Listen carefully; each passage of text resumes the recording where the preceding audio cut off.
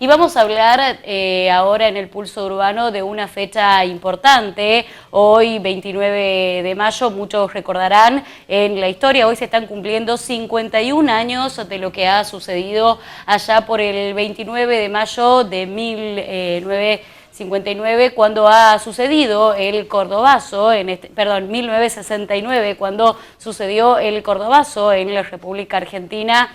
Una fecha que ha marcado sin duda a los argentinos, a los trabajadores de la República Argentina, esta revuelta organizada por los trabajadores y también así por los estudiantes en Córdoba durante la presidencia de Juan Carlos Onganía. En este caso recordemos, bueno, todo lo que ha sucedido, este estallido social, porque los trabajadores estaban luchando precisamente por sus derechos que estaban siendo vulnerados en esos tiempos. Fueron 2 días precisamente, 29 y 30 de mayo, que ha sucedido todo esto en Córdoba, en donde, bueno, lamentablemente hubo muchas personas que han perdido la vida, también muchas personas detenidas y múltiples heridos en estos enfrentamientos.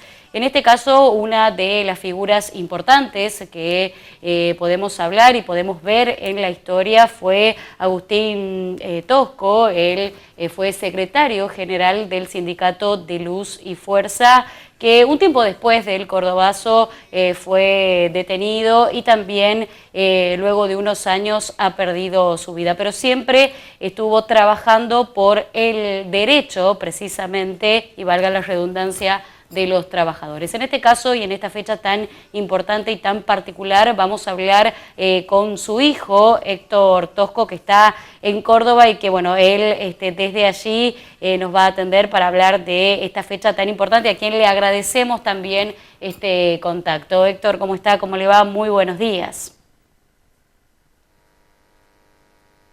No sé si nos escucha ahí, Héctor.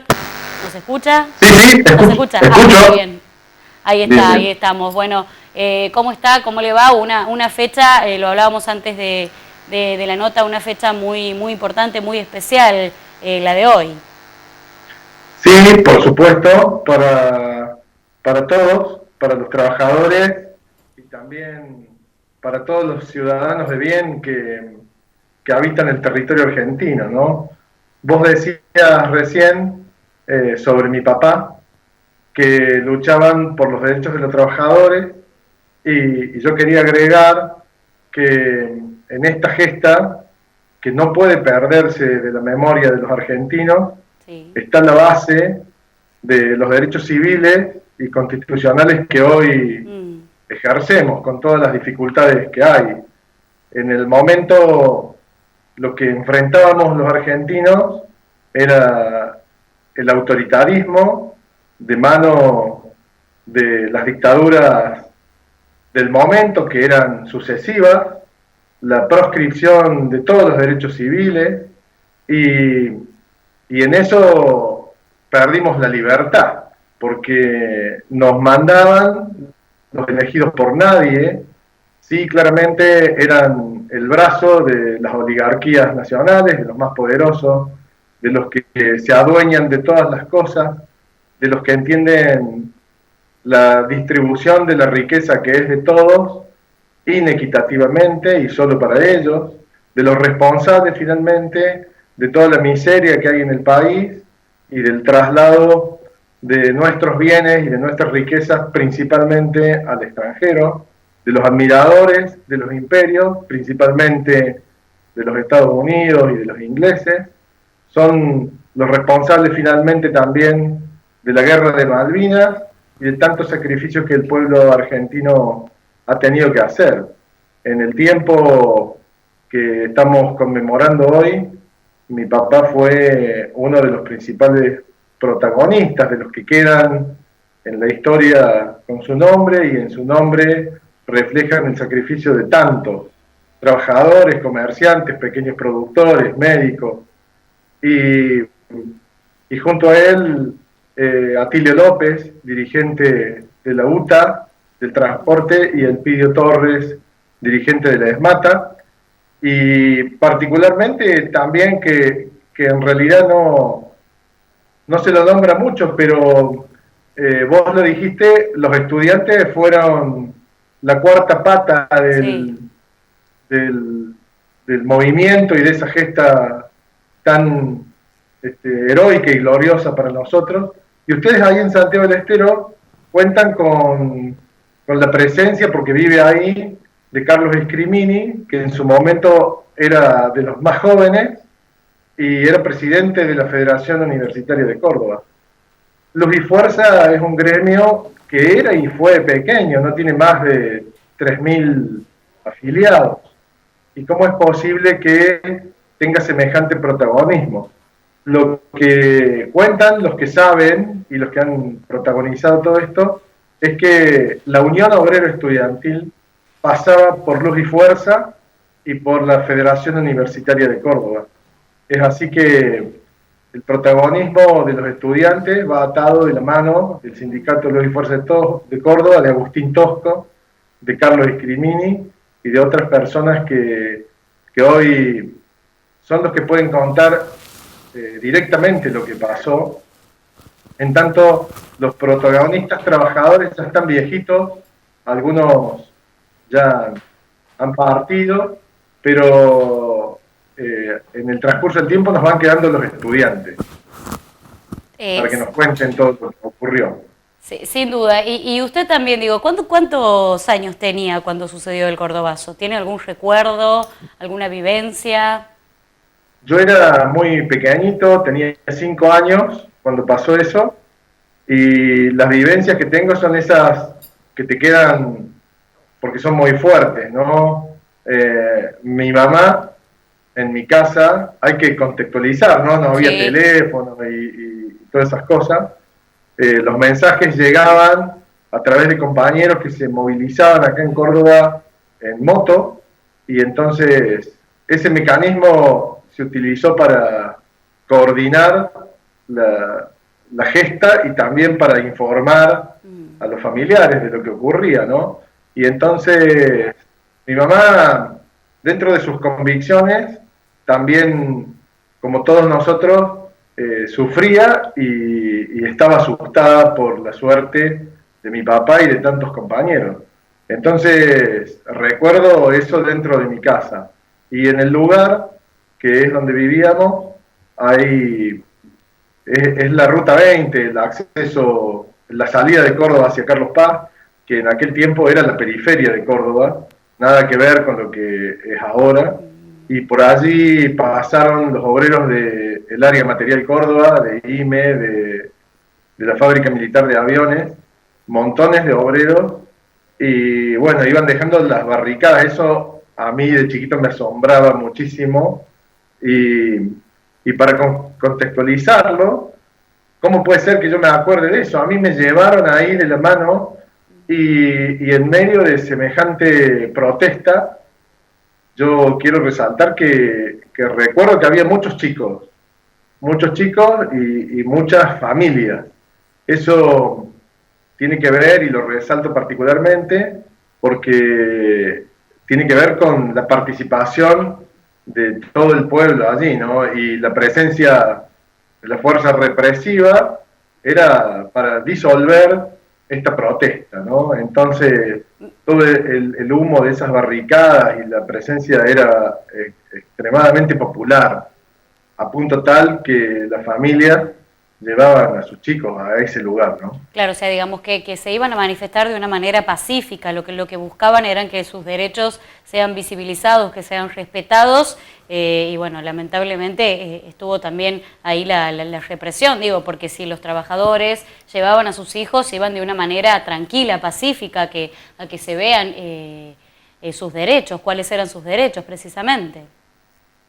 Por supuesto, Luciana, lo que siempre ocurrió es que cuando las grandes mayorías reclaman por los derechos no solo laborales, te vuelvo a insistir, sino civiles y constitucionales, que era la libertad de elegir quiénes nos gobiernan y la particular decisión de la construcción de la sociedad.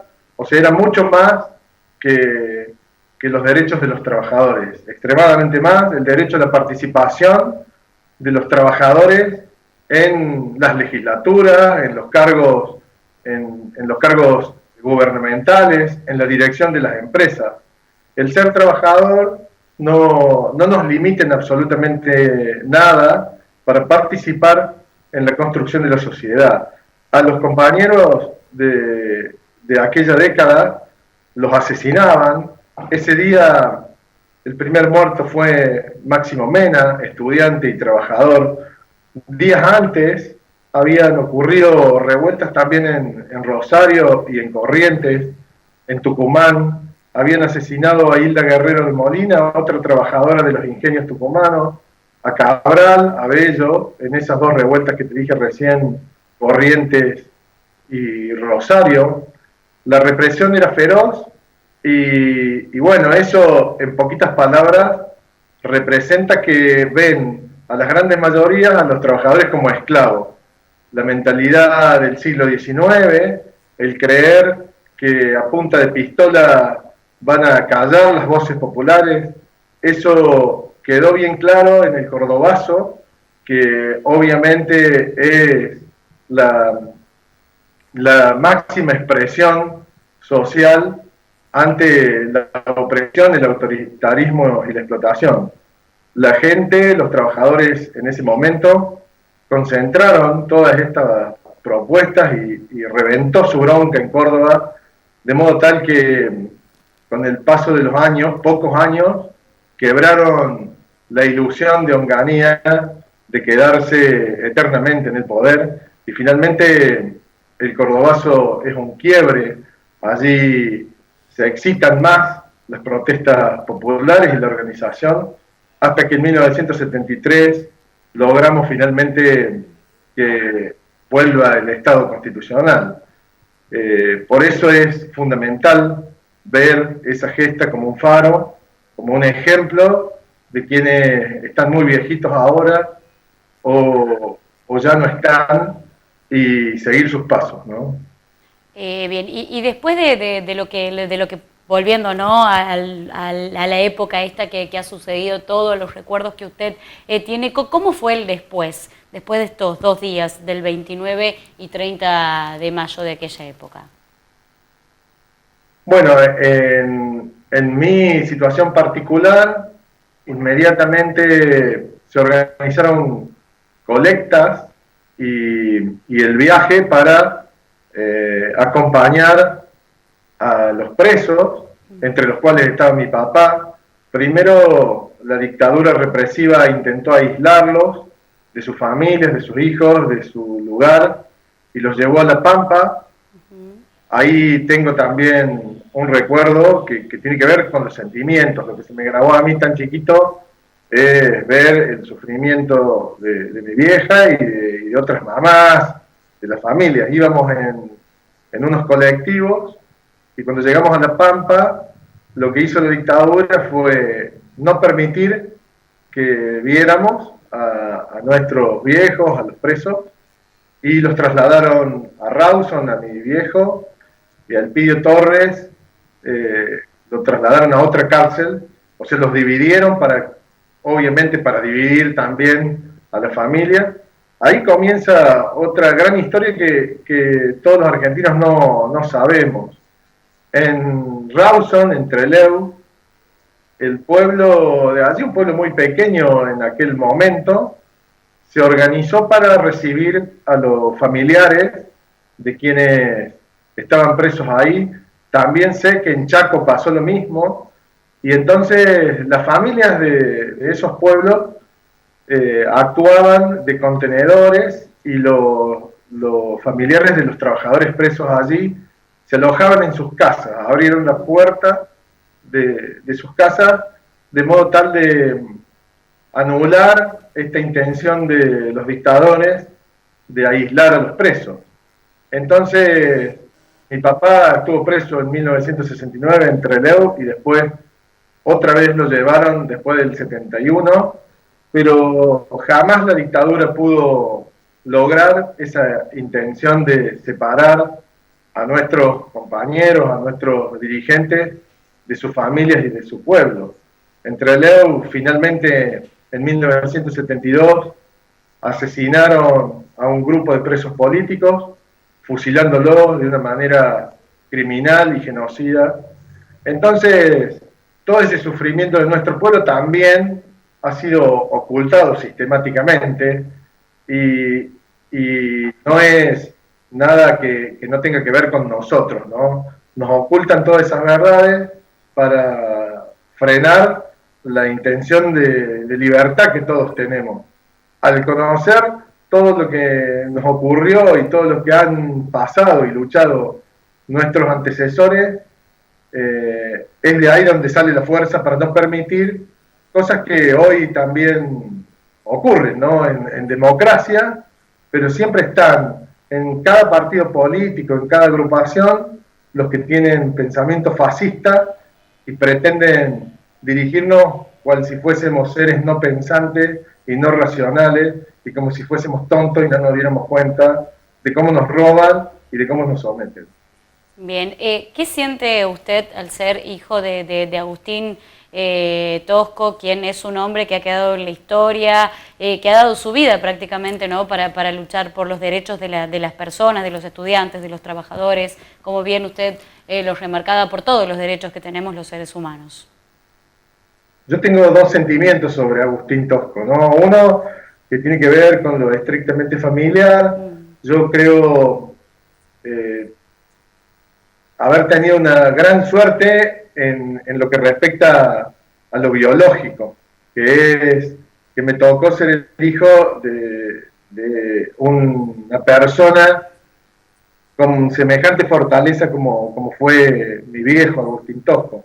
Y por otro lado, tengo un sentimiento respecto de él que también me llena de orgullo, que es el sentimiento de trabajador, de pertenecer a las grandes mayorías y de recibir la herencia de él como trabajador, como la reciben tantos, y de ver en él a tantos compañeros como un faro, y por ahí sentir impotencia de no tener la capacidad entre todos de organizarnos y de unirnos ante sujetos como Patricia Bullrich, que en realidad intentó meter en el mundo democrático todas las políticas represivas que usaba la dictadura, y como los ministros y el mismo expresidente Mauricio Macri, que aplicó exactamente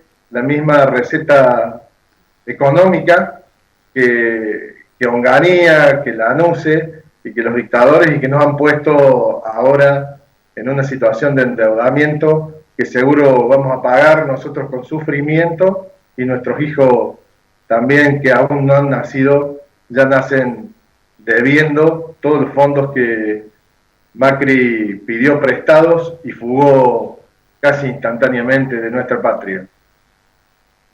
Bien, sin duda, siguen pasando los años y los argentinos seguimos tropezando por ahí con la misma piedra, ¿no? Creo que es parte de la gran desafío nuestro, y las grandes mayorías no creo que tropecemos, sino que somos sujetos de expoliación y explotación de como empezamos hablando de la gesta del Cordobazo. Ahora no lo hacen de mano de dictaduras, sí lo siguen haciendo de mano de prácticas financieras internacionales, fugando los fondos, y todo eso tiene una consecuencia directa sobre nosotros, sobre nuestro pueblo. Así es que nuestro gran desafío sigue siendo aún a 51 años de aquella gesta, pero no vamos a avanzar en tanto las grandes mayorías no tomen conciencia, como pasó en 1969, de quiénes son los reales enemigos de todos nosotros. Sin duda. Muchísimas gracias por esta comunicación, bueno, y por esta reflexión acerca también de esta fecha tan importante, Héctor. Que tenga un buen día. Muchas gracias. Le agradecemos de aquí desde Santiago del Estero. Yo les agradezco a ustedes que hayan tenido el gesto de conmemorar la fecha de esta forma, y bueno, el aporte mayor que hacen es poner en la memoria, en el conocimiento a las nuevas generaciones de los verdaderos patriotas nuestros. Muchísimas gracias. Hasta luego. Hasta